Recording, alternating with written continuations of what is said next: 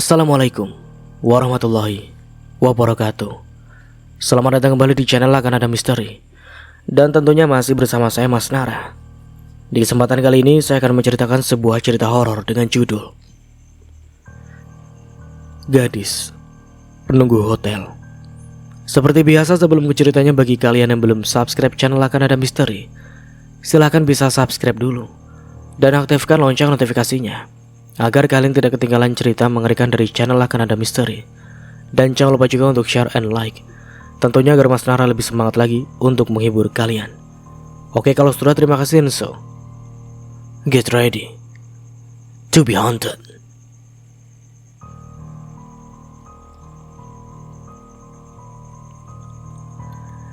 Tengah malam sekitar jam 12, seorang wanita berparas cantik bersama dua orang lelaki berbadan besar masuk ke dalam lobi hotel. Langkah mereka tampak tergesa-gesa dan langsung menghampiri dua orang resepsionis yang sedang berjaga. Dari penampilan wanita yang mereka bawa, orang pasti bisa menilai kalau wanita itu adalah pelacur. Dandanannya menor, ginju merah tebal menempel di bibirnya, bedak murahan melapisi wajahnya. Baju yang dia pakai menampakkan pusar atau udel perut. Celananya juga pendek, sepaha dan hampir seselangkangan. Kamar nomor 111. Tanpa menyapa lagi, lelaki itu menjulurkan tangan untuk meminta kunci. "Sudah booking ya, Pak?" tanya Harry si resepsionis. "Iya, jangan banyak tanya, cepet." Lelaki botak yang satu lagi malah membentak. "Maaf, Pak, bisa tunjukkan KTP-nya?" pinta Harry. Salah satu dari mereka menyerahkan KTP dengan wajah kesal. Harry dibantu rekan kerjanya langsung memeriksa data diri lelaki itu di komputer. "Baik, Pak, mari saya antar."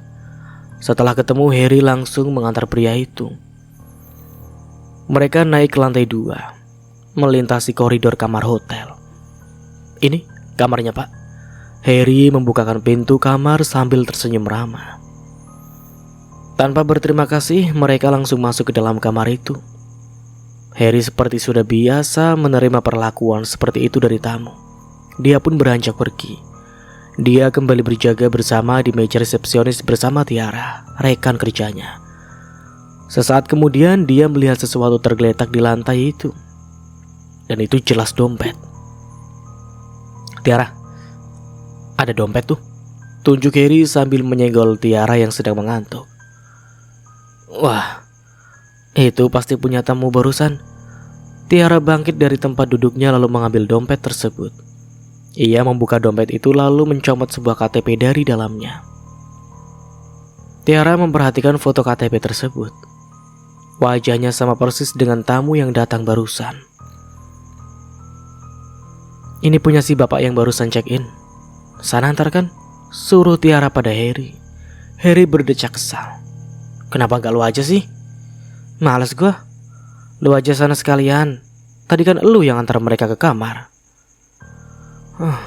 Biar gue panggil room service aja lah," kata Harry sambil meraih telepon, tapi tidak ada satu orang pun yang menjawab teleponnya. "Sialan, pada kemana sih?" Dia menutup telepon itu. "Udahlah, lu aja sana. Cuma nganterin dompet doang. Siapa tahu lu dapat uang tip." Tiara memaksa. Akhirnya Harry mengalah, dia meraih dompet itu lalu beranjak dari meja resepsionis. Setibanya di depan kamar nomor 111, dia heran kenapa pintu kamarnya tidak dikunci. Pintu itu terbuka sedikit, mungkin sejengkal tangan. Dari dalam kamar, Harry mendengar suara erangan seorang wanita dan desah dua orang lelaki. "Bangsat," gumam Harry sambil menggelengkan kepala. Ia urung mengetuk pintu itu lalu melangkah lagi menuju lift. Harry akan tunggu 2 jam lagi setelah mereka selesai bermain.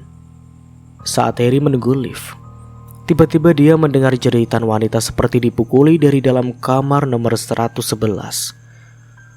Beberapa kali wanita itu menjerit, suaranya terdengar sangat keras. Harry tidak punya nyali untuk melihat apa yang sedang terjadi. Dalam satu jeritan terakhir, terdengar suara berdebam seperti benda tumpul yang dihantamkan ke tubuh. Setelah itu jeritan tidak lagi terdengar. Buru-buru Harry masuk ke dalam lift. Di lobi, Lelaki itu heboh menceritakan apa yang didengarnya barusan. Tiara tampak tidak peduli. Kedua matanya masih mengantuk. Tiara bilang jangan terlalu mencampuri urusan orang. Wanita itu tahu kalau hotel ini memang sering digunakan sebagai tempat prostitusi. Ra, kita harus lapor. Itu cewek tadi kayaknya dianiaya. Udahlah, jangan pusing-pusing. Kita di sini hanya resepsionis. Tiara kembali tidur di atas meja. Selang beberapa saat, dua lelaki muncul dari lift dan langsung menghampiri resepsionis. Teman kami masih di kamar. Besok dia baru check out, ujar salah satu dari mereka lalu pergi begitu saja. Oh iya pak, ini dompet bapak tadi jatuh di lantai. Ragu-ragu Harry menyerahkan dompet itu. Lelaki berkepala botak pelontos mengambilnya dan lagi-lagi tanpa ucapan terima kasih. Mereka pun pergi dari hotel. Itu mereka orangnya, Ra. Harry menunjuk ke arah dua lelaki itu. Shh, udah jangan tunjuk-tunjuk. Tiara, bagaimana kalau cewek tadi udah mati? Harry ketakutan. Dia menyentuh bahu Tiara. Kan dua cowok tadi udah bilang kalau si cewek masih di dalam kamar. Periksa yuk. Enggak. Udah sih jangan parnoan gitu. Tiara semakin kesal, dia mengibaskan tangan Harry dari bahunya. Tiba-tiba telepon berdering. Harry segera mengangkatnya. Dengan resepsionis, ada yang dapat kami bantu? Hei, aku pesen nasi goreng dong. Terdengar suara imut dari seberang telepon. Baik, antar ke kamar nomor berapa ya? Tanya Harry sambil mencatat pesanan. Nomor 111. Saat mendengarnya, Harry merasa lega. Ternyata benar kata Tiara kalau wanita itu masih hidup. Ada lagi yang mau dipesan? Sama jus jeruk? Baik, Harry kembali mencatat pesanan.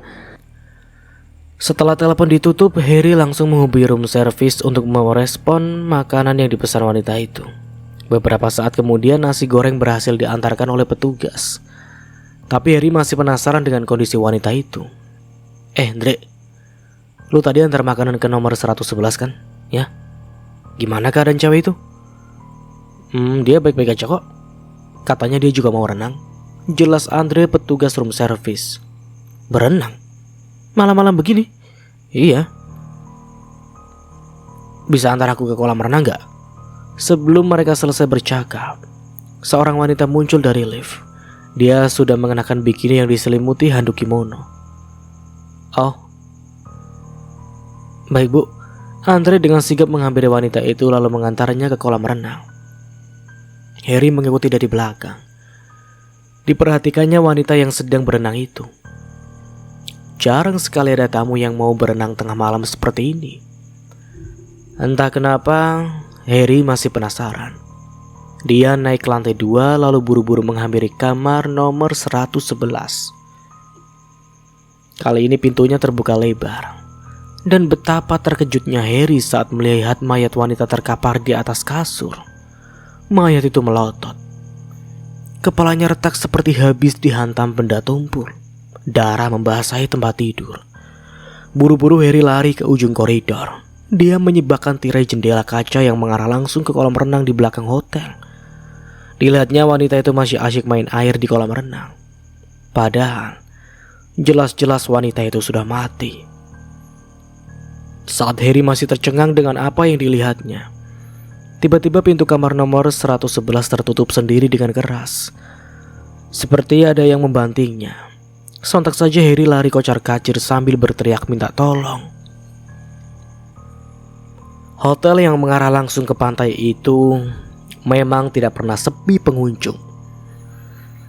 Mungkin karena merupakan hotel paling mewah di kawasan itu, sehingga bukan hanya digunakan sebagai tempat menginap saja, tapi juga sering digunakan untuk berbagai kegiatan. Lalu beberapa minggu lalu pernah terjadi pembunuhan terhadap seorang wanita penghibur. Hotel ini tak lantas dihindari pengunjung. Kamar nomor 111 yang bekas pembunuhan itu hanya ditutup selama 5 hari. Pihak hotel membuka kembali pemesanan untuk kamar nomor 111. Setelah kasusnya selesai, pelaku berhasil diidentifikasi melalui CCTV. Mereka pun ditangkap dan diadili. Belum ada yang menempati kamar itu semenjak terjadi pembunuhan. Namun akhirnya tepat pada bulan Oktober, pemerintah pusat mengadakan sebuah acara untuk memperingati bulan bahasa.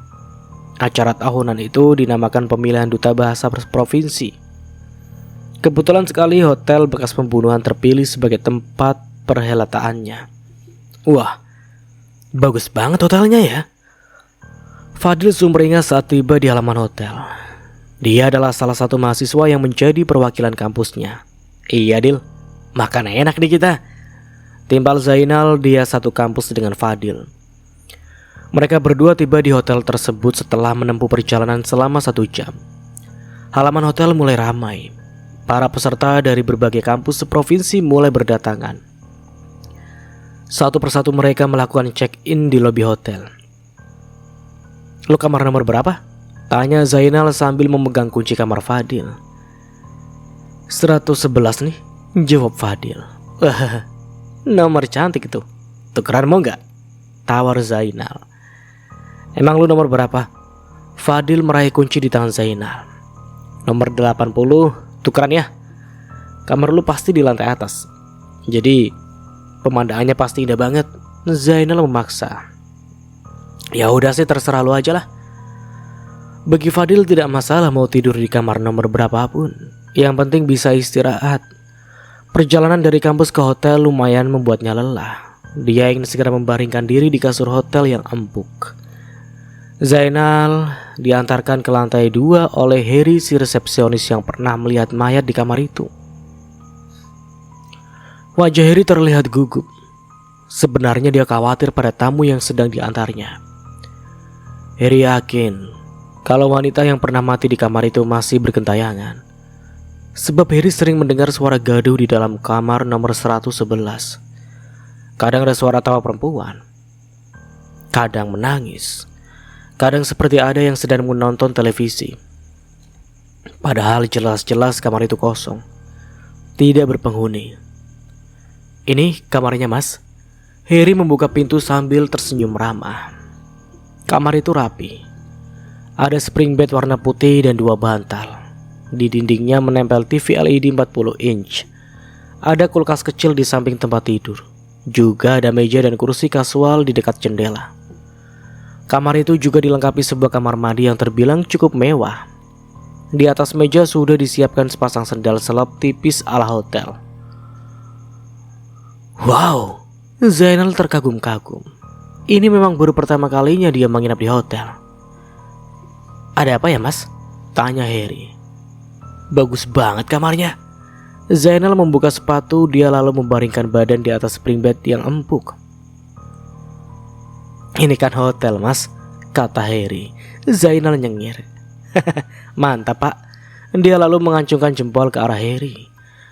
Entah dari mana asalnya, tiba-tiba terngiang di telinga Heri suara tawa seorang wanita.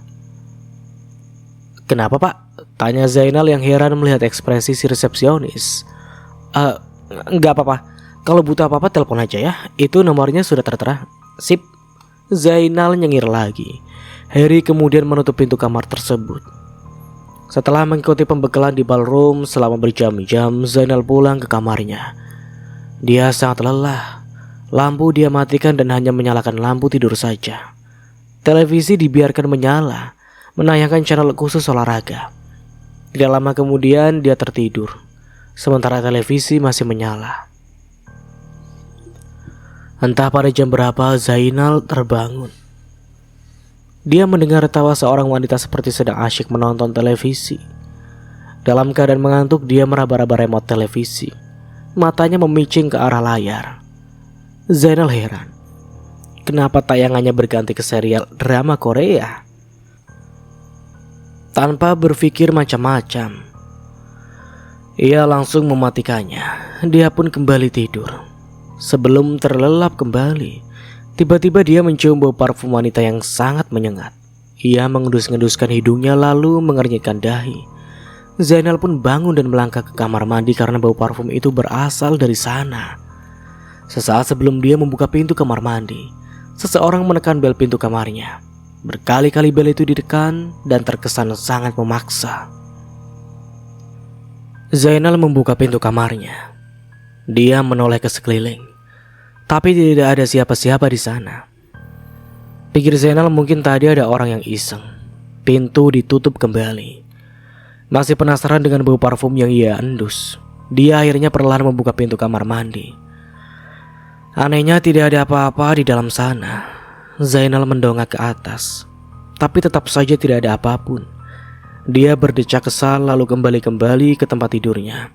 Malam itu dia akhirnya bisa tidur dengan nyenyak. Namun lagi-lagi saat dia bangun di pagi hari, televisi itu sudah menyala. Dia mencoba mengingat-ingat dan yakin tidak menyalakan televisi sebelum tidur. Pasti televisinya rusak. Gumam Zainal diraihnya remote televisi lalu mematikannya. Hari ini akan ada seminar tentang sejarah bulan bahasa. Dia harus segera mandi dan sarapan. Beberapa saat kemudian telepon berbunyi. Saat itu Zainal sedang mengenakan pakaian. Buru-buru dia mengangkatnya. Halo?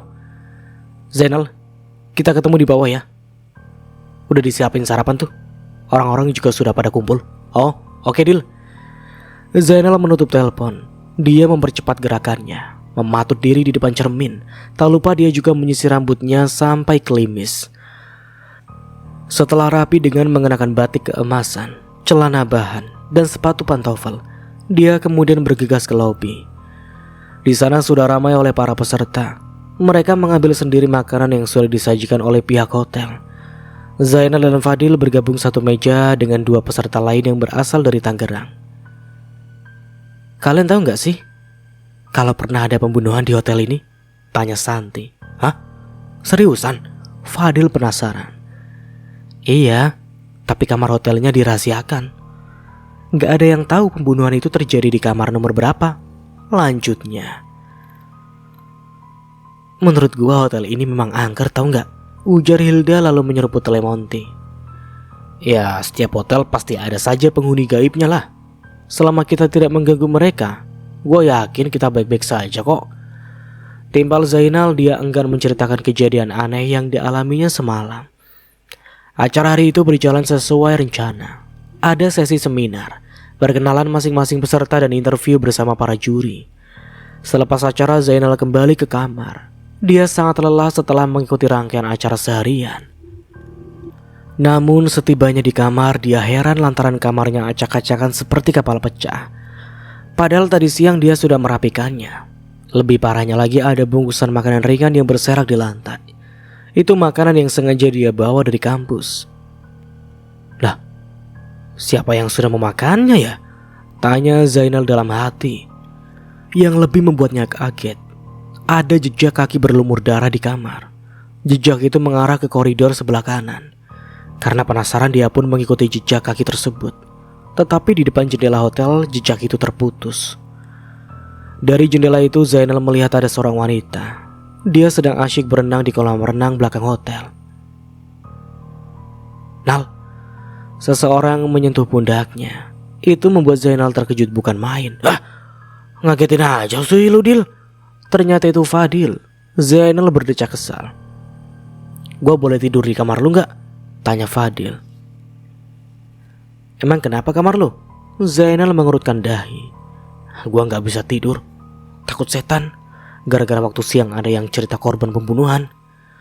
Ya ayolah Dil gitu aja takut sih. Zainal melirik jejak kaki di lantai. Anehnya jejak itu sudah tidak ada. Sebisa mungkin Zainal menyembunyikan ketakutannya. Dia tidak mau membuat suasana semakin kacau.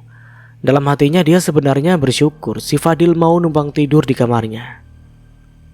Gila, berantakan banget kamar lu, Nal. Iya nih, ya maklum lah namanya juga cowok. Jawab Zainal. Dia berusaha bersikap seolah tidak terjadi apapun di kamarnya. Malam itu Fadil tidur di kamarnya Zainal. Mereka tidur sangat nyenyak. Tidak ada makhluk halus yang mengganggu mereka. Tepat jam 6 pagi, telepon berbunyi membangunkan Zainal. Sementara itu Fadil masih tidur nyenyak. Dalam kondisi masih mengantuk, Zainal mengangkat telepon itu. Nal, cepet mandi, sarapan ke bawah ya. Hari ini ada acara presentasi dari masing-masing peserta. Itu suara Fadil dari seberang telepon. Seketika jantung Zainal berdegup kencang. Dia mulai merinding, keringat dingin mulai keluar. Kantuk itu seketika sirna, berganti dengan rasa takut dan ngeri. Lantas, siapa lelaki yang sedang tidur di sampingnya? Zainal perlahan meletakkan kembali gagang telepon itu. Dia menelan ludahnya sendiri lalu membalikkan badan. Lelaki yang barusan tidur di sampingnya sudah menghilang. Zainal terperanjat, dadanya turun naik. Segera dia pergi ke kamar mandi. Dia mandi dengan sangat cepat seperti bebek. Kurang dari 10 menit dia keluar dari kamar mandi dan langsung mengenakan pakaian tanpa mematut diri di depan cermin. Penampilan Zainal pun acak-acakan. Dia bahkan belum sempat memasukkan baju kemejanya ke dalam celana. Di tangannya ada sebuah stop map yang berisi bahan untuk presentasi. Wajah Zainal terlihat panik saat dia duduk di meja makan bersama Fadil. "Lu kenapa?" "Dil, di kamar gua ada setannya." "Hah? Serius lu?" "Tadi malam setan itu menyerupai lu. Dia tidur sama gua." Mendengar pernyataan temannya, Fadil tersedak. Segera dia meminum air putih, kedua matanya pun sampai berair. "Pelan-pelan sih, Dil," kata Zainal. Pindah kamar aja lu." "Iya ini, gua mau ngomong ke panitia." "Ya nanti habis acara kita ke panitia," kata Fadil. Setelah selesai sarapan, mereka berdua kembali ke ballroom untuk mengikuti sesi presentasi. Di sana para peserta sudah berkumpul. Tema presentasi kali ini adalah bahasa Indonesia sebagai alat pemersatu. Fadil dan Zainal sudah mempersiapkannya dengan sangat matang. Ruangan itu bergemuruh. Para peserta masih mengobrol satu sama lain sebelum akhirnya Pak Denny, ketua pelaksana, berbicara melalui mikrofon. "Selamat pagi semuanya." "Pagi Pak," jawab mereka serempak. "Baiklah. Pada pagi hari ini kita akan melaksanakan sesi presentasi dari masing-masing peserta. Semuanya sudah siap?" "Sudah Pak," jawab mereka dengan kompak. Satu persatu mereka melakukan presentasi, sampai akhirnya tibalah giliran Zainal yang maju ke depan. Ia menayangkan beberapa slide PowerPoint yang sudah disimpannya dalam flash disk. Awalnya semua berjalan dengan lancar. Namun di tengah-tengah presentasi, Zainal melihat ada hal aneh di antara bangku peserta. Ada sosok wanita dengan kepala penuh darah sedang duduk di antara para peserta. Wanita itu melihat ke arah Zainal dengan tatapan datar. Zainal tidak bisa menahan diri. Dia menuju ke tengah-tengah bangku para peserta sambil menampakkan wajah ketakutan.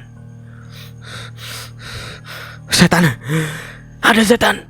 teriak Zainal membuat para peserta panik. Mereka semua berdiri lalu mencari objek yang ditunjuk Zainal. "Semua harap tenang, harap tenang, harap tenang." Pak Denny naik ke atas panggung. "Pak, ada setan itu Pak." Zainal terus menunjuk ke tengah-tengah bangku peserta. Wanita itu masih duduk di sana. "Mas, tolong ambilkan air," pinta Pak Denny pada salah satu panitia. Air dalam botol itu dibacakan doa-doa oleh Pak Denny. Dia lalu membasuhkan air tersebut pada wajah Zainal. Seketika saja wanita yang dilihat Zainal menghilang. Dia mulai tenang, tapi nafasnya masih terengah-engah. "Gak apa-apa, semua peserta duduk kembali di tempat masing-masing. Kita akan lanjutkan presentasinya," ujar Pak Denny. Zainal dituntun turun dari panggung lalu diberi minum air doa-doa. "Kamu gak apa-apa?" tanya Pak Denny sambil menatap wajah Zainal yang masih tercengang dengan penampakan makhluk mengerikan tadi. "Tadi ada cewek yang wajahnya penuh darah Pak. Di sana. Dia duduk di sana," tunjuk Zainal. "Nal, lu kenapa?" Fadil menghampirinya. "Setan, Dil.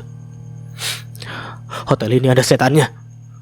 "Pak, tolong Zainal dipindahkan kamarnya Pak," pinta Fadil. "Iya Pak, kamar saya ada setannya Pak." "Ah, itu cuma halusinasi kamu saja. Gak ada setan di sini." Pak Denny menyangkal. "Saya tetap mau pindah kamar Pak." "Ya sudah, nanti saya coba carikan yang mau bertukar kamar sama kamu ya." Doni, salah seorang peserta, mau bertukar kamar dengan Zainal. Malam itu dia mengajak Fahri, teman satu kampusnya, untuk menginap di kamar nomor 111. Bukan untuk diskusi materi presentasi, melainkan untuk bermain jailangkung. Mereka berdua memang suka dengan hal-hal gaib. Kebetulan Doni sudah tahu mengenai kabar pembunuhan di hotel ini. Kemarin malam dia sudah main jalangkung di kamarnya, tapi tidak terjadi apapun. Saat diumumkan siapa yang ingin bertukar kamar dengan Zainal, jelas saja Doni senang. Dia mau mencoba main jalangkung di kamar itu. Lu tahu kalau roh itu bisa membantu kita? Ujar Doni. Lampu kamar dimatikan, mereka hanya menyalakan lilin. Bantuan kayak gimana? Fahri penasaran. Orang-orang main jalangkung buat dapetin nomor togel. Nah, kalau gue beda. Bedanya? Lu tahu kan, kalau di kampus gue naksir banget sama si Diana. Cantik, montok pula. Doni menyeringai. Nah, kalau di kamar ini ada rohnya, gue mau minta bantuan agar si Diana naksir juga sama gue. Masuk akal juga sih. Fahri mengangguk-ngangguk. Doni lalu mengeluarkan jalangkung dari dalam tasnya. Jalangkung itu terbuat dari batok kelapa yang digambar bentuk wajah dengan spidol permanen, baju bekas dan 2 batang kayu. Di ujung kayu jalangkung itu berbentuk runcing. Entah kenapa dibuat seperti itu. Keduanya langsung memegang batang jalangkung sambil mengucap mantra yang Doni dapatkan dari internet.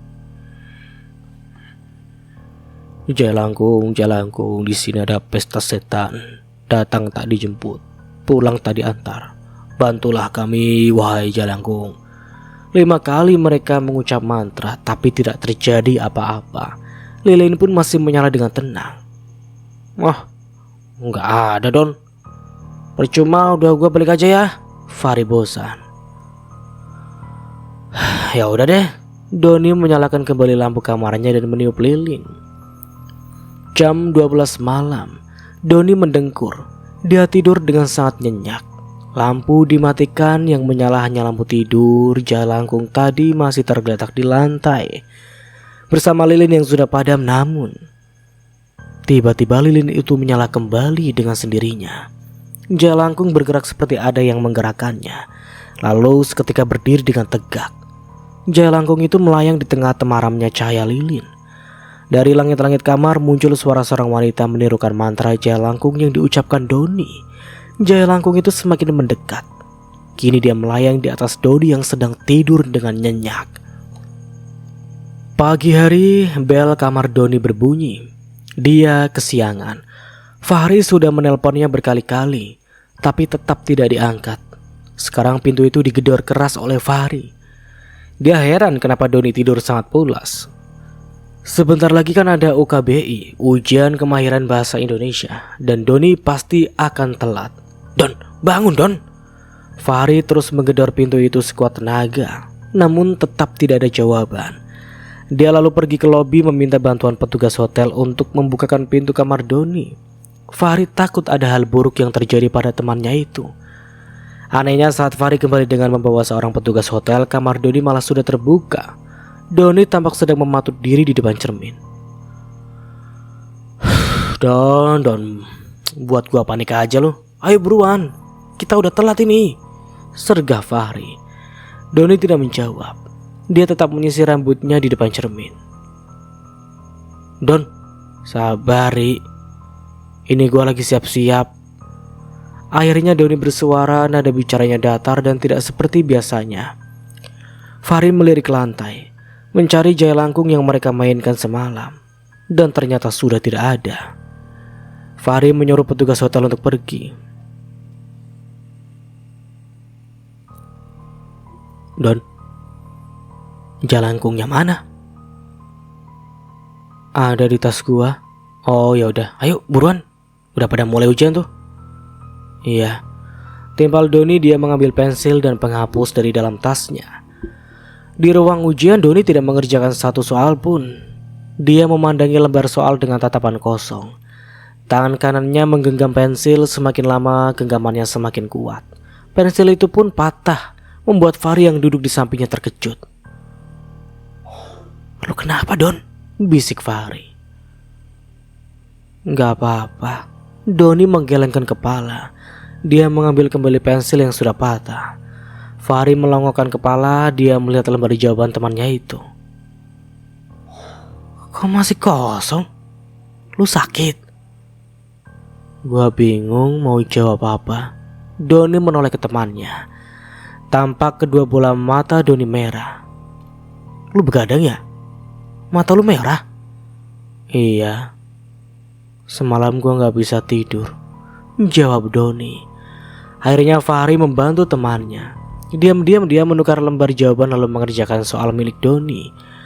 Tidak lama berselang Doni beranjak dari tempat duduknya. Dia izin untuk pergi ke toilet. Di dalam toilet Doni hanya berdiam diri saja di wastafel, memperhatikan wajahnya sendiri di depan cermin. Seorang lelaki lalu masuk ke dalam toilet itu. Lelaki itu tak lain adalah Harry, si resepsionis. Dia tidak memperhatikan seseorang yang sedang berdiri di depan cermin karena Harry sudah tidak tahan ingin buang air kecil. Selesai buang air kecil, dia berjalan ke arah wastafel lalu mencuci tangannya dan betapa terkejutnya Harry saat melihat sosok wanita di cermin itu. Harry sangat ingat kalau itu adalah wanita yang pernah mati di kamar nomor 111. Namun saat Harry menoleh ke sebelah kanan, yang tampak adalah sosok Doni. Astagfirullah. Ada apa, Mas? Tanya Doni. Tanpa berkata apapun lagi, Harry lari terbirit-birit.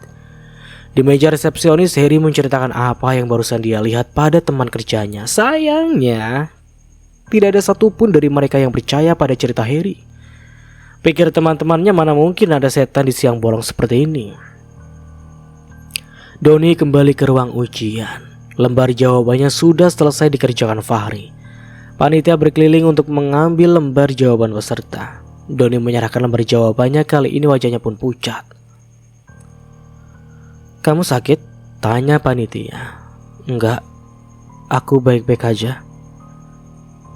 Kalau sakit berkabar ke panitia ya. Baik bu. Panitia itu berlalu dari hadapan Doni. Tapi Fahri masih bingung dengan apa yang terjadi pada temannya itu.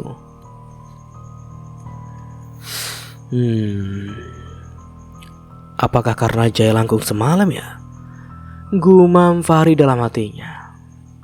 Fahri, antar gua ke kamar dulu yuk. Pinta Doni di tengah coffee break. Ngapain?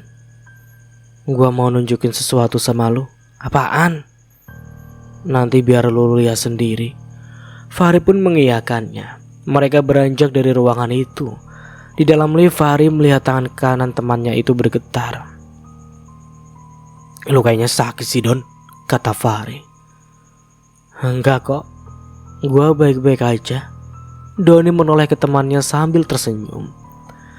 Setibanya di kamar nomor 111, Doni menyuruh temannya itu untuk memeriksa sesuatu di samping tempat tidurnya. Ada apa sih Don? Fahri berlutut di samping tempat tidur itu. Dia mencari sesuatu yang ditunjuk temannya.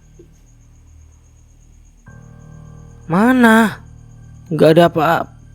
Belum sempat Fahri bangun, lehernya tiba-tiba dicekik dengan sebuah sabuk. Kepalanya diinjak ke lantai, membuat Fahri tidak bisa berteriak. Nafasnya tercekat di tenggorokan. Air liur keluar dari mulutnya. Kedua matanya melotot. Dia tidak bisa bernafas. Kedua tangan dan kakinya bergerak-gerak seperti kecoa yang sekarat. Sebelum akhirnya dia tewas dengan leher menjulur keluar. Doni menyeret mayat temannya itu ke dalam kamar mandi.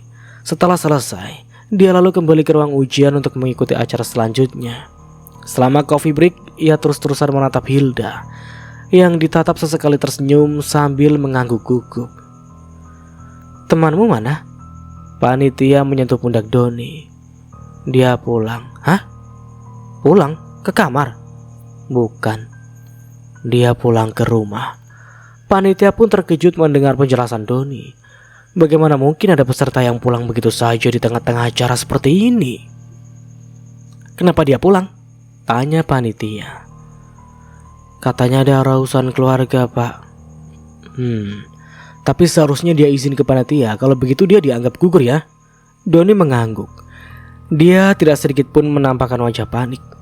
Acara dilanjutkan dengan beberapa seminar dari para ahli. Doni mengikuti seminar itu, tapi tidak memperhatikannya. Tatapannya kosong, dia sepenuhnya dikendalikan oleh sesuatu. Sesekali dia melihat ke arah Hilda. Tampaknya ada sesuatu yang ingin dia perbuat pada wanita itu. Semua acara formal selesai, malamnya panitia mengadakan barbecue di pinggir pantai. Di sana sudah disediakan daging sapi dan ikan tuna yang siap dipanggang. Ada juga berbagai macam soft drink. Lampu-lampu kecil dipasang melingkar di pantai, sementara deburan ombak membuat suasana semakin damai. Semua peserta terlihat gembira. Mereka berbaur, mengobrol satu sama lain, berfotoria, dan bernyanyi bersama. Lain halnya dengan Doni, sedari tadi dia hanya berdiam diri menghadap ke arah laut yang gelap. Dari kejauhan terlihat kerlap-kerlip lampu perahu nelayan yang sedang berburu ikan. Doni, Zainal menepuk pundaknya. Iya Nal, si Fahri mana? Pulang, katanya sih ada urusan keluarga. Zainal mengangguk-ngangguk. Lu kenapa diem aja sih? Ngobrol dong sama anak-anak yang lain. Nih, buat lu. Zainal menyodorkan sekaleng minuman rasa jeruk. Doni mengambilnya. Terima kasih Nal. Ya udah, gua gabung sama anak-anak lagi ya. Doni mengangguk. Dia lalu menoleh ke arah Hilda yang sedang asyik mengobrol. Tak lama kemudian Doni menghampirinya. Dia mengajak Hilda berkenalan. Semakin lama Hilda merasa nyaman mengobrol dengan Doni. Lelaki itu lalu membawa Hilda menjauh dari kerumunan orang. Mereka berjalan kecil menyusuri pinggir pantai. Keesokan paginya panitia panik mendapat laporan kalau Hilda hilang. Dia tidak ada di kamarnya. Padahal semalam dia ikut acara di pinggir pantai. Tidak ada yang tahu di mana keberadaan Hilda. Kata Zainal, semalam dia melihat Hilda bersama Doni. Pak Denny, ketua panitia, langsung mendatangi kamar Doni. Beberapa kali dia membunyikan bel pintu kamar Doni tak kunjung dibuka. Dia lalu meminta bantuan petugas hotel membuka kamar nomor 111 karena terkunci dari dalam. Saat pintu berhasil dibuka, semua orang yang melihat Doni berteriak histeris. Doni terkapar tewas dengan luka sayat di lehernya. Dia seperti habis menggorok lehernya sendiri dengan pisau kecil. Di dinding ada coretan darah yang bertuliskan, "Jangan ganggu. Pergi sekarang juga." Di samping Doni tergeletak sebuah jari langkung yang juga berlumur darah. Pak Denny lalu memeriksa kamar mandi. Dia berteriak sambil mengucap istighfar saat melihat mayat Fahri yang mati dengan keadaan mata melotot. Itu semua perbuatan arwah Sartika. Iya, dia yang dulu yang pernah menjadi korban pembunuhan di kamar 111, serta punya masa lalu yang kelam sebelum akhirnya mati di kamar nomor 111. Sartika adalah seorang wanita penghibur yang biasa mangkal di pinggir jalan dekat dengan hotel tersebut. Malam itu, memang dia sedang sial lantaran mendapat 2 pelanggan bajingan yang menunggu nyawanya karena hal sepele. Dia dibunuh lantaran tidak sanggup lagi melayani kedua lelaki itu. Sekarang arwahnya gentayangan meneror para peserta yang mengganggu ketenangannya. 2 hari berlalu, acara sudah dibubarkan. Kematian 2 mahasiswa itu diberitakan oleh banyak media. Yang masih menjadi pertanyaan adalah keberadaan Hilda. Pencarian sudah dilakukan, tapi tidak membuahkan hasil. Dia menghilang. Kedua orang tua Hilda menuntut pihak kampus dan penyelenggara acara. Kematian 2 mahasiswa itu membuat hotel sepi pengunjung. Kamar nomor 111 masih disegel garis polisi. Pihak hotel berjanji tidak akan membuka kembali pemesanan untuk kamar nomor 111. Kasus kematian 2 mahasiswa itu akhirnya menemukan titik terang. Penyidik menyimpulkan kalau Fahri dibunuh oleh Doni yang tidak lain adalah temannya sendiri. Sedangkan Doni diduga frustasi lalu bunuh diri. Satu hal yang tidak bisa diungkap oleh siapapun, tulisan di dinding. Siapa yang menulisnya? Harry duduk termangu di meja resepsionis. Semenjak kematian para mahasiswa itu, pengunjung hotel jadi sepi. Sekalipun ada, paling hanya 2 pengunjung sehari, itu pun jarang. Harry jadi banyak menganggur. Setiap hari kerjaannya hanya duduk di meja itu sambil sesekali memainkan handphonenya. Sekitar jam 2 dini hari, telepon berbunyi. Segera Harry mengangkat telepon itu. Dengan resepsionis, ada yang dapat saya bantu? Pintu kamar saya susah dibuka. Kayaknya pintunya rusak. Saya tidak bisa keluar, kata lelaki di seberang telepon. Baik, di kamar nomor berapa ya? 99 pak. Baik, mohon ditunggu ya. Itu suara bule dengan logat bahasa Indonesianya yang khas orang asing. Sudah 2 hari dia menginap di hotel itu. Pasti bule itu datang tentang kasus kematian para mahasiswa. Harry bergegas mencari kunci cadangan untuk kamar nomor 99. Dia terlihat bersemangat karena akhirnya ada hal yang bisa dikerjakan. Tiara, gua ke atas dulu ya, ada tamu yang minta bantuan. Tiara tidak menjawab. Dia ternyata sudah tidur pulas di meja itu. Harry menggelengkan kepalanya. Kerja kok tidur mulu, gumam Harry. Dia pun langsung naik ke lantai 2. Namun saat berjalan di lorong koridor, tiba-tiba saja seluruh lampu di sana padam. Harry pun terkejut. Buru-buru dia merogoh HP-nya lalu menyalakan senter. Satu persatu dia lewati kamar di koridor itu. Langkahnya terhenti ketika mendengar suara aneh dari kejauhan. Harry lalu memeruncingkan telinganya. Itu jelas suara wanita yang sedang menangis. Bulu kuduknya mulai merinding. Dia takut tapi juga penasaran. Harry pun melangkah kembali. Sekarang dia mengikuti sumber suara itu. Tepat di sudut koridor, ada seorang perempuan yang duduk sambil memeluk dengkulnya sendiri. Kepalanya menunduk, dia menangis sesenggukan. Perempuan itu berambut sebahu. Dia mengenakan jaket warna kuning dan juga celana levis. Mbak. Harry perlahan mendekat. Dia mengarahkan cahaya senternya pada wanita itu. Mbak, kenapa? Tidak ada jawaban. Perempuan itu masih saja menangis. Harry coba menyentuh pundak perempuan itu. Mbak, temani aku. Akhirnya perempuan itu berbicara. Suaranya lirih, tapi kepalanya masih menunduk. Temani? Wanita itu lalu mendongakkan kepalanya. Harry kenal betul siapa dia. Fotonya sudah tersebar di mana-mana. Dia adalah Hilda, mahasiswa yang beberapa hari lalu dikabarkan hilang. Kamu Hilda? Harry mengerutkan dahi sambil menyorotkan senter ke wajah wanita itu. Dia mengangguk. Dari mana saja? Semua orang panik nyari kamu. Temani aku. Aku takut. Wajah Hilda pucat. Ayo kita ke bawah. Kita lapor polisi. Biar kamu dijemput. Harry meraih tangan Hilda dan terasa dingin. Kok dingin banget? Kamu sakit ya? Hilda mengangguk sambil menyeka air matanya. Harry lalu menuntunnya perlahan. Dia harus segera menolong tamu yang terkunci di kamar nomor 99. Setibanya di kamar itu, Harry berhasil membuka pintunya. Muncullah seorang lelaki bule dengan kepala botak dan perut buncit. Finally, kata lelaki itu. Harry meneteskan pelumas pada kunci itu agar tidak macet lagi. Oke, sudah lancar kembali kuncinya, Pak, kata Harry sambil tersenyum. Lampunya mati ya?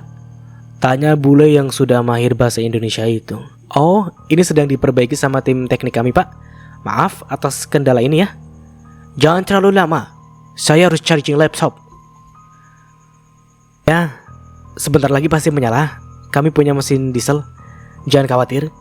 Harry berusaha agar si bule itu tidak kecewa. Oke, thank you. Harry pun beranjak dari hadapan bule itu. Dia menuntun kembali lengan Hilda. Si bule heran dengan tingkah Harry yang seolah sedang menuntun seseorang. Tapi si bule tidak melihat siapapun di samping Harry. Bule itu tidak mau ambil pusing, dia lalu menutup pintu kamarnya. Sesampainya di lobi, Harry masih menuntun perempuan itu. Dia terkejut saat melihat Tiara. Rekan kerjanya berdiri di atas meja resepsionis. Mulutnya menganga lebar. Tatapannya lurus ke arah pintu masuk hotel. Wajahnya seperti sedang melihat sesuatu yang mengerikan di pintu masuk itu. Kedua mata Tiara melotot. Tiara, lu kenapa? Harry melepas genggamannya dari tangan Hilda, lalu lari ke arah meja Tiara. Namun sesaat sebelum Harry tiba di meja kerjanya, tubuh Tiara lunglai. Dia jatuh berdebam ke lantai. Apa sebenarnya yang sudah Tiara lihat? Lampu hotel menyala kembali. Harry membopong Tiara ke ruang istirahat. Saking paniknya dia lupa pada Hilda yang barusan dia bawa dari lantai 2. Anehnya Hilda sudah menghilang. Jelas itu bukan sosok Hilda yang sebenarnya, tapi makhluk halus yang menyerupai Hilda. Tadi lu lihat apa? Lu benar, Her. Ada setan di hotel ini. Apa yang lu lihat barusan? Cewek. Mukanya penuh darah. Setelah itu gue gak sadar. Kayaknya gue mau resign aja lah. Gue gak sanggup lagi kerja di sini. Harry mengembuskan nafas berat. Dia tahu pasti itu setan wanita yang pernah jadi korban pembunuhan di hotel ini. Gue juga tadi ketemu sama Hilda, mahasiswa yang hilang itu.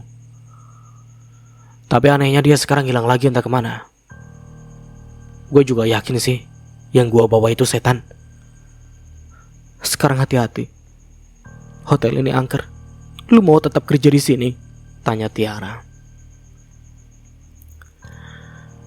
Gak ada pilihan lain, Ra.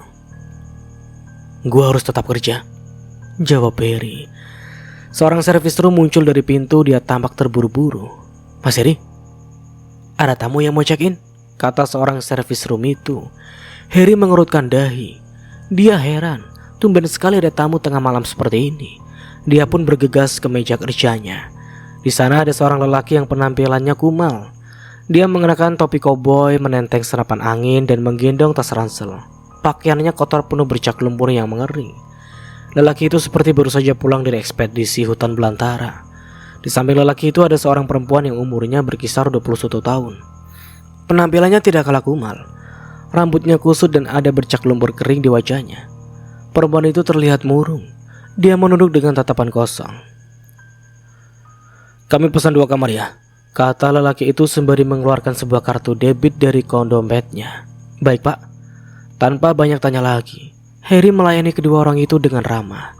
Heri pun mengantar kedua tamunya ke kamar nomor 112 dan 113. Lelaki itu tidak banyak bicara. Walau Heri menerangkan jenis layanan yang ada di hotel ini, tapi tampaknya kedua tamu itu sama sekali tidak peduli. Jauh dari hotel ada kabar buruk mengenai Zainal. Semenjak kepulangannya dari ajang pemilihan duta bahasa, dia jatuh sakit. Setiap hari dia merasakan perutnya perih seperti ditusuk-tusuk. Dia juga sering merasakan sakit kepala. Dia berkali-kali pergi ke dokter, tapi tetap tidak kunjung sembuh. Zainal juga sempat dirawat di rumah sakit. Namun itu hanya beberapa hari saja, karena keluarganya tidak sanggup lagi membayar biaya rawat inap. Tengah malam seperti ini, seluruh keluarga Zainal berkumpul. Mereka menangisi Zainal yang sedang sekarat tak berdaya di atas kasur. Tidak terkecuali Fadil. Sudah 2 hari dia mendampingi temannya. Zainal sebenarnya sudah sekarat dari sehari sebelumnya. Tidak jelas penyakit apa yang diidapnya, sebab dia tiba-tiba sakit parah. Kemudian kondisinya seperti itu. Beberapa saat kemudian kedua mata Zainal terpejam. Dadanya turun naik. Nyawanya sudah di tenggorokan. Sang ibu membisikkan kalimat tauhid di telinga anaknya sambil menangis. Dalam satu hembusan nafas, Zainal pun meninggal dunia. Seluruh keluarga histeris termasuk Fadil. Dia juga meneteskan air mata. Entah kenapa Fadil dari awal curiga kalau penyakit temannya itu bawaan dari hotel angker. Tapi dia tidak tahu apa yang harus dilakukannya. Sekarang Zainal sudah meninggal. Bisa jadi selanjutnya Fadil atau teman-teman lainnya yang pernah jadi peserta di hotel itu. Surat Yasin tidak henti-hentinya dilantunkan keluarga Zainal dari para tetangga. Tepat jam 4 dini hari, tiba-tiba jasad Zainal kembali bergetar. Semua orang panik sambil mengucap istighfar. Kapas yang disumpal di lubang Zainal mental begitu saja. Matanya melotot. Dia bangun seperti ada yang mengendalikan jasadnya. Tolong aku, sempurnakan jasadku. Itu suara wanita. Fadil mengenali suaranya itu. Iya, itu jelas suara Hilda. Hanya pesan itu saja yang diucapkan Zainal. Kemudian dia mati kembali. Semua orang di ruangan itu tidak berhenti mengucap istighfar. Ibu Zainal menangis histeris sambil menyentuh wajah anaknya tersebut. Dia berharap anaknya masih hidup. Sayangnya tidak. Ada tanda-tanda kehidupan dalam tubuh Zainal pun sudah tidak ada lagi. Ada hal yang ingin disampaikan Hilda. Fadil yakin pesan itu merupakan sebuah petunjuk tentang keberadaan jasad wanita itu. Dan kamar itulah satu-satunya jawaban. Fadil akan kembali ke hotel itu untuk mencari tahu keberadaan jasad Hilda. Sementara itu di hotel, seorang pria yang tadi datang tengah malam tidak bisa tidur. Senapan angin yang disandarkan dekat dengan tempat tidurnya, sementara topi kobainya dia letakkan di atas meja. Dia masih syok dengan apa yang telah dia alami beberapa hari lalu di Gunung Pulau Sari. Bayangan demi bayangan terlintas di benaknya. Dia berhasil membunuh koloni babi yang menyerangnya. Dia juga sempat dibawa ke alam jin oleh seorang wanita yang berpakaian seperti ratu. Hingga akhirnya Bobby berhasil menemukan Mira di sebuah perkampungan jin. Tidak mudah baginya untuk bisa menyelamatkan saudaranya itu. Dia harus melawan sosok genderuwo yang tak lain adalah suami Mira. Senapan angin yang dia bawa sudah tidak berguna di alam jin. Untungnya Bobby berhasil mengalahkan genderuwo itu. Entah apa yang terjadi pada dirinya, tiba-tiba saja Bobby seperti punya kesaktian dalam tubuhnya. Dia tidak pernah menyadari kalau di dalam tubuhnya ada energi gaib yang sangat kuat. Dia berhasil membunuh dan melenyapkan genderuwo itu. Bobby keluar dari alam gaib itu dengan membawa Mira. Bobby tidak tahu kalau dia merupakan keturunan dari seorang kepala desa Pulau Sari yang melegenda. Iya, kepala desa yang dulu pernah menaklukkan kerajaan jin di Gunung Pulau Sari. Selama kepala desa yang sakti itu menjabat, tidak ada koloni babi yang menyerang perkebunan warga. Kekuatan gaib yang Bobby miliki merupakan ilmu turunan dari kepala desa sakti itu. Sang Ratu Gunung Pulau Sari pun tidak berani menyakiti Bobby. Dia berhasil membawa Mira keluar dari gunung itu. Sayangnya, Bobby tidak menemukan jalan setapak tempat motornya diparkirkan. Dia keluar dari gunung itu melalui jalan yang tak pernah dia tahu sebelumnya. Tengah malam Bobby dan Mira tiba di sebuah jalan raya. Tidak ada perkampungan warga di sana.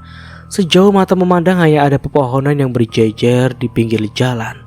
Mereka berdua duduk di pinggir jalan berharap ada mobil yang melintas. Mira, sapa Bobby. Sepanjang perjalanan dari alam gaib sampai turun dari gunung, Mira tidak berbicara sepatah kata apapun. Tatapannya kosong. Dia seperti orang yang kehilangan akal. Sesampainya di rumah nanti, Bobby akan membawa Mira ke rumah sakit.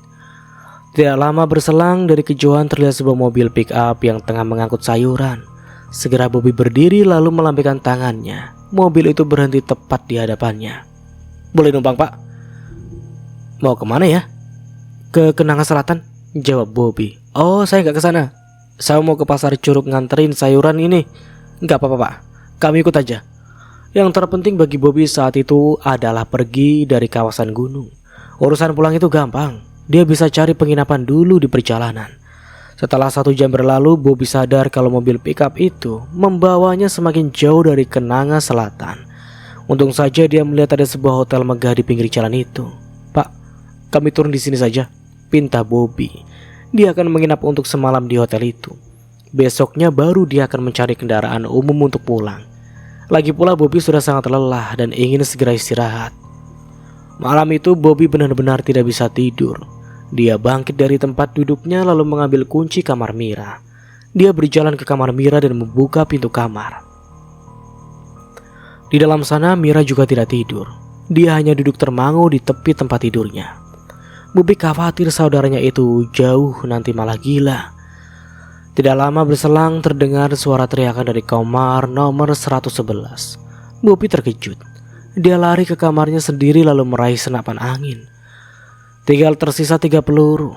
Kalau ada orang jahat di dalam kamar itu, Bobby harus menggunakan sisa pelurunya dengan sebaik mungkin. Pintu kamar nomor 111 terbuka sedikit. Teriakan itu terdengar semakin keras dan terkesan seperti orang sedang dipukuli. Pelan-pelan Bobby mendekat menyodorkan moncong senapannya ke pintu kamar itu. Jangan masuk! Harry tiba-tiba muncul dari belakang Bobby. Lanjut Harry, kamar itu angker. Angker? Bobby mengerutkan dahi. Iya pak, jangan dekat-dekat dengan kamar itu. Alah, persetan dengan angker. Bobby malah menendang pintu kamar. Itu membuat Harry lari ketakutan. Bobby heran lantaran tidak ada siapa-siapa di sana. Dia pun menutup kembali pintunya. Bobby sama sekali tidak takut. Sebab yang dia alami di Gunung Pulau Sari jauh lebih mengerikan. Sesaat sebelum Bobby masuk kembali ke kamarnya, tiba-tiba terdengar suara seseorang yang seperti mencakar-cakar pintu. Bobby pun menoleh. Tepat dari celah pintu kamar nomor 111, ada darah mengalir perlahan membasahi lantai.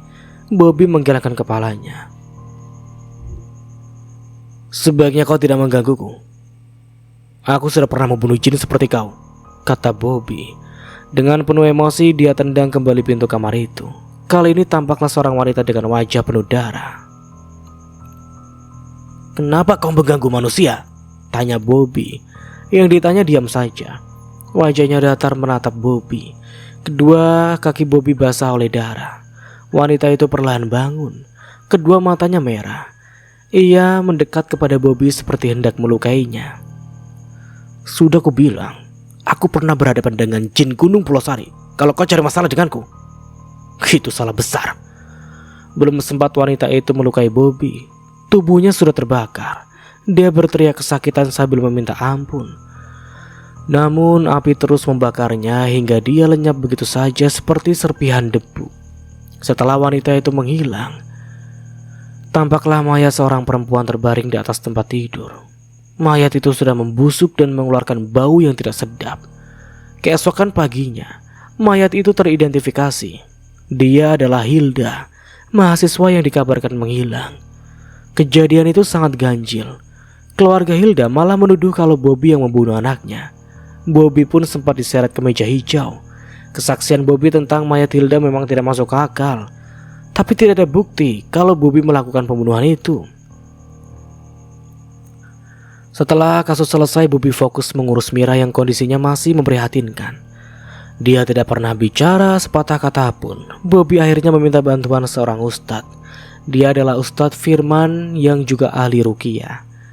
Sore itu Mira dipakaikan mukena. Dia duduk di atas karpet permadani. Ustadz Firman mengenakan sarung tangan hitamnya. Ia lalu membaca ayat-ayat suci Al-Quran sambil mengarahkan telunjuknya ke kepala Mira. Seketika saja Mira tertawa terbahak-bahak. Kedua matanya melotot. Dia lalu menunjuk-nunjuk Ustadz Firman. "Siapa kau?" Suara Mira terkesan besar dan mengerikan. "Aku Firman, hamba Allah, musuh iblis. Keluar kau dari tubuh wanita ini." "Ini tubuh istriku," kata sosok dalam diri Mira. "Tak ada jin yang menikahi manusia. Sekarang keluar atau ku hancurkan kau dengan ayat suci Allah," bentak Ustadz Firman. Ustadz Firman lalu membaca kembali ayat-ayat suci Al-Quran.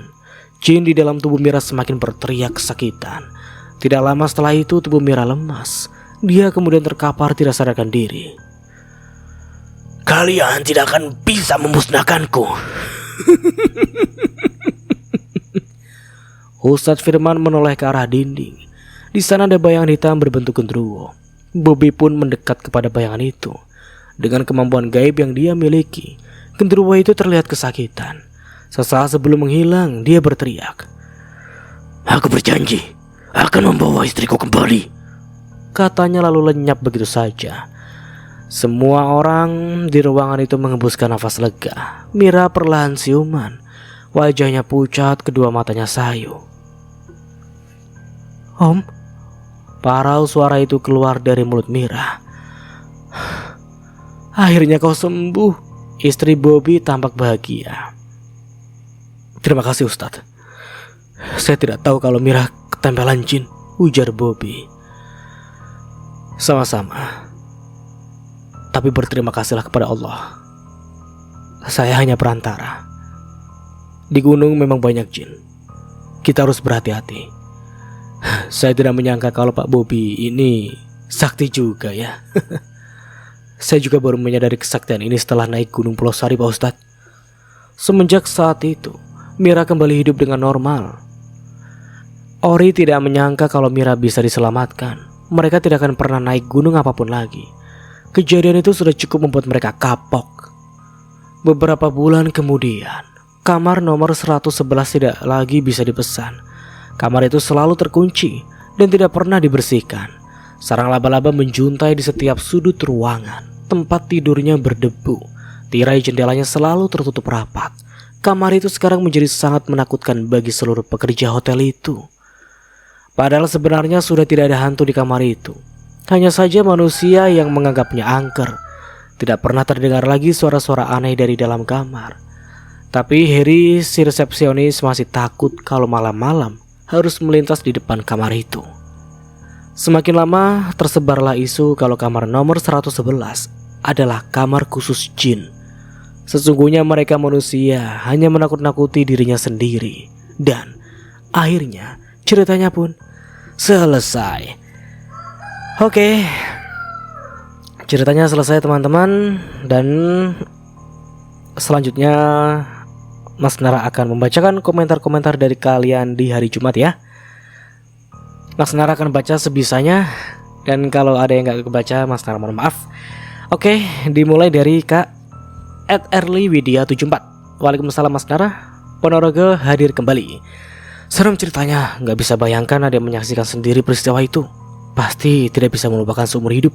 Ngeri, apakah masih ada ya seperti itu sekarang ini? Ya entahlah, tapi emang dari keseluruhan ceritanya mengerikan sih. Menarik. Terima kasih komennya untuk Early Widya ya. Dari Hera Putri Tunggal. Assalamualaikum Mas Nara. Waalaikumsalam. Saya penggemar setianya yang selalu nunggu cerita Mas Nara. Saya stay di Arab. Oke.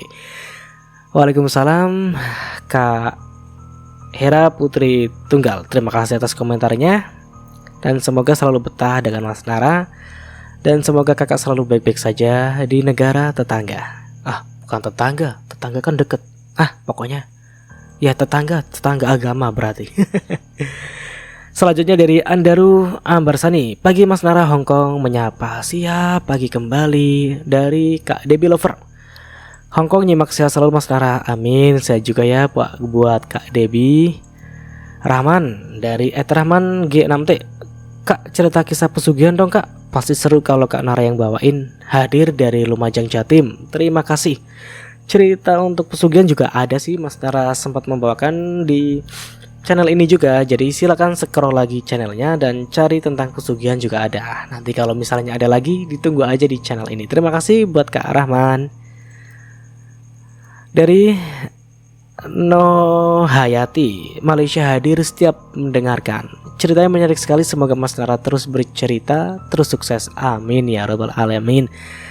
Terima kasih ya buat Kak Nohayati.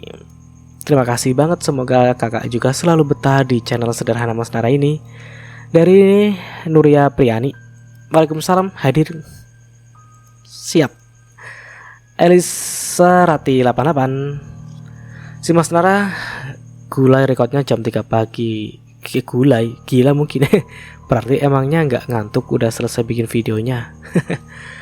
Udah kebiasaan sih Kak. Soalnya kalau misalnya Mas Nara recordnya siang-siang apa sore-sore itu, kalau pagi-pagi itu sudah banyak aktivitas seperti anak-anak bangun, terus ada yang rewel, terus ada yang siap-siap mau ke sekolah, kayak gitulah. Kalau siangnya ada banyak ayam.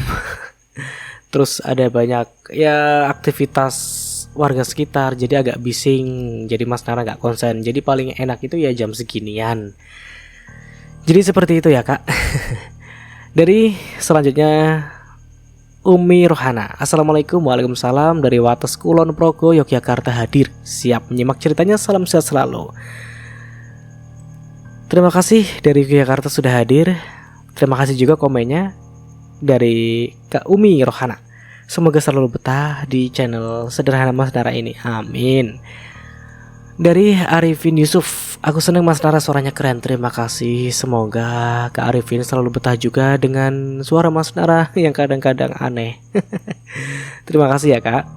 Dari Via Malia. Waalaikumsalam Dek Nara. Ani Anjani Taiwan. Siap absen menyimak. Siap. Terima kasih Kak Via Amalia.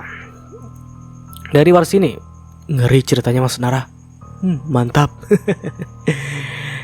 Langsung gerak cepat ya dari Zabul Sepil. Keren sekali Mas. Terima kasih Kak. Dari Erika Rosilana. Mas, kalau cerita seri tolong tulis pakai nomor dong, serinya biar nggak bingung. Bentar. Kalau cerita seri tolong tulis pakai nomor. Oh lah, Mas Nara kan udah tulis pakai part 1, part 2 gitu ya mungkin ya Kak ya.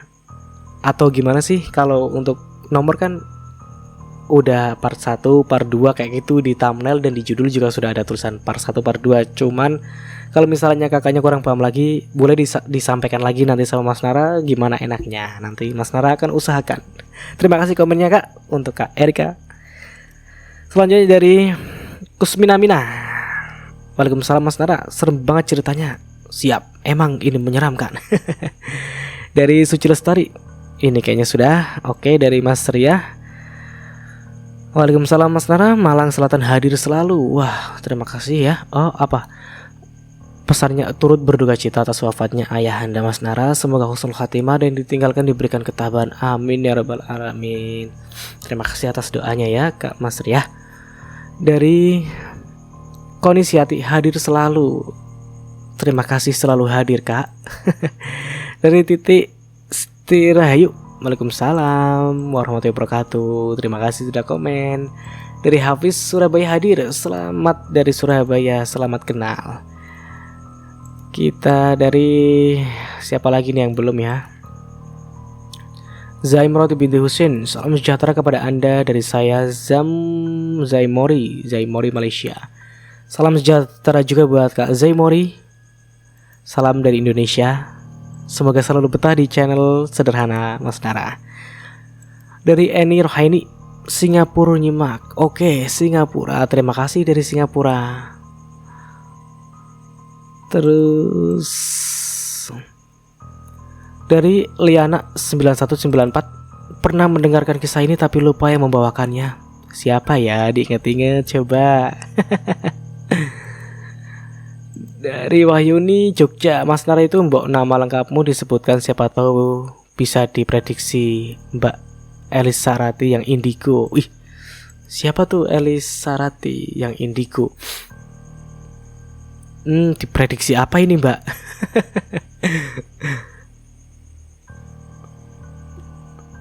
Dari Yani Etliani, kalau tidak mampu itu kok bisa nyekolahin TK anaknya, tetangganya baik-baik padahal.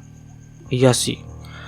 Ya begitulah Kak Yani, kadang manusia itu unik, manusia itu komplit dengan keunikannya. Terima kasih. Dari Suti Musyayada, selamat pagi Mas Nara, Bang Marstia selalu hadir, tetap semangat, pokoknya selalu semangat Mas Nara, insya Allah selalu semangat. Kita dari siapa lagi ya? Dari Kak Elisarati lagi. Beri saya pribadi Mas Nara, aku suka cerita horor. Aku suka hal yang mistis. Aku juga perempuan yang peka, semacam punya mata batin gitulah. Opini dari dulu, peka dari dulu, suka dengan hal yang horor. Oh, ini maksudnya Kak Elisarati ini yang indigo. Asik juga ini. Ya, kalau untuk itu Mas Nara sih juga ya suka-suka horor juga lah. Menarik karena horor. Ya percaya gak percaya, tapi kita lahir di Indonesia dengan berbagai macam kebudayaan dan leluhurnya. Jadi horor itu menyenangkan menurut Mas Nara. Banyak teka-teki. Terima kasih Kak Elisarati. Wah boleh juga ini indigo, nanti Mas Nara mau tanya-tanya. Dari Nur, udah nih ceritanya sangat bagus dan menyedihkan. Eni Rohaini, tapi sedih banget kok tega ya anaknya dikasih makan daging manusia. Ya, untung gak bangkai. Tapi ngeri juga sih. Dari Radita, Waalaikumsalam Mas Nara, Jatim hadir, ceritanya keren, tak tunggu cerita yang baru Mas. Semangat ya Mas Nara, semoga Mas Nara diberi kesehatan biar bisa menghibur kami. Amin amin ya rabbal alamin. Terima kasih banget buat doanya Kak.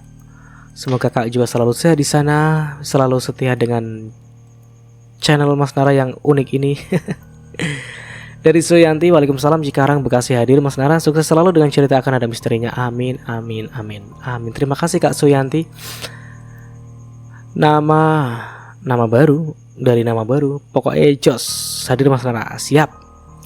Dedi Hambali, Assalamualaikum, semangat terus Mas Nara, Jakarta hadir. Waalaikumsalam Kak Dedi, terima kasih sudah mampir, semoga selalu betah di sini. Hadijah Sabah Malaysia hadir, tetap semangat Mas Nara. Terima kasih Kak semangatnya. Mas Nara akan selalu semangat jika ada kalian di sini.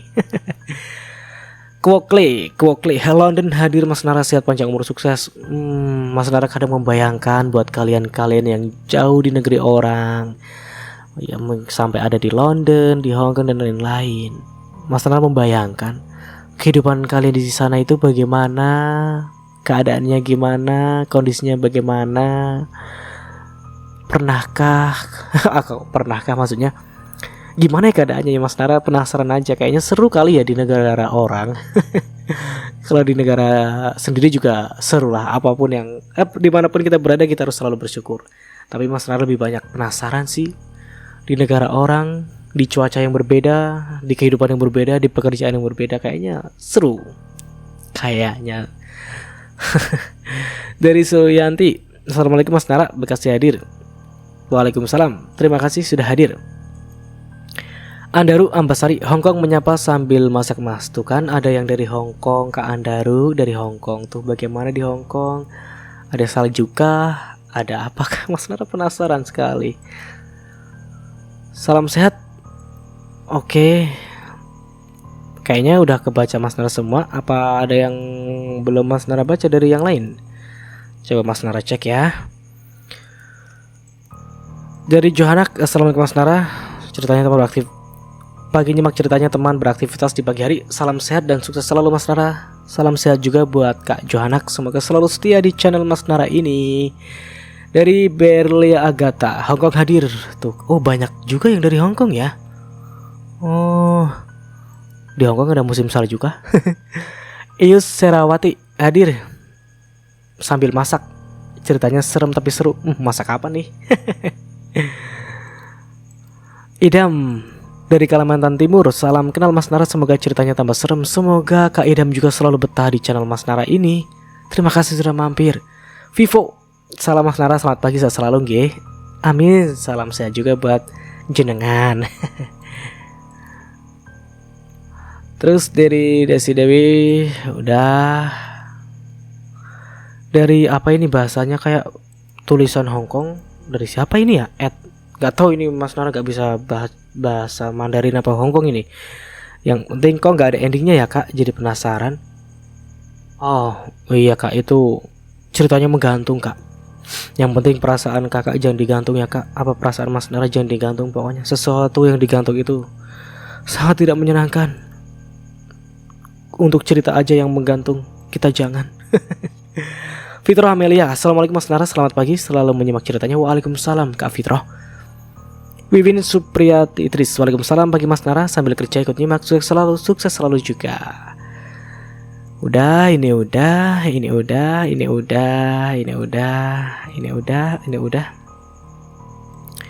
Dari Aspriyandi, waalaikumsalam Aceh Singkil hadir, selamat pagi Agdam. Wah ceritanya kok serem-serem yo, ngeri-ngeri sedap, nyandu suara Nak Nara. Al-Fatihah buat almarhum ayahanda Nak Nara, semoga sholat timah. Terima kasih Kak Aspriyandi atau Bunda Aspriyandi yang sudah mengirim Al-Fatihah buat ayah Mas Nara almarhum. Terima kasih sekali. Amin amin ya rabbal alamin. Semoga selalu betah di sini ya Kak. Pak Lamijo, assalamualaikum Mas Nara, Madiun hadir nyimak. Selamat menyimak. Tentunya waalaikumsalam. Semoga selalu betah Pak Lamijo. Ponorogo Jawa Timur hadir. Kayaknya sudah semuanya Mas Nara baca ya. Dan oke, seperti itulah ceritanya. Bagaimana nih menurut kalian? Silakan tulis pendapat kalian di kolom komentar ya. Dan seperti biasa, ambil sisi positifnya dan buang sisi negatifnya dari cerita di atas. Dan tentunya dari Mas Nara mohon maaf bila ada salah kata atau dalam penyampaian cerita. Akhir kata, wassalamualaikum warahmatullahi wabarakatuh. Sampai jumpa di video selanjutnya and see you. Ciao. Oh ya, sekedar info, kayaknya Sabtu Minggu Mas Nara libur kayaknya. Makanya hari ini Mas Nara sudah bacain komentar kalian karena ada urusan yang mendesak. Kita bertemu lagi di hari Senin insyaallah. Oke, sampai jumpa dan and see you. Semoga weekend kalian menyenangkan. Bye bye.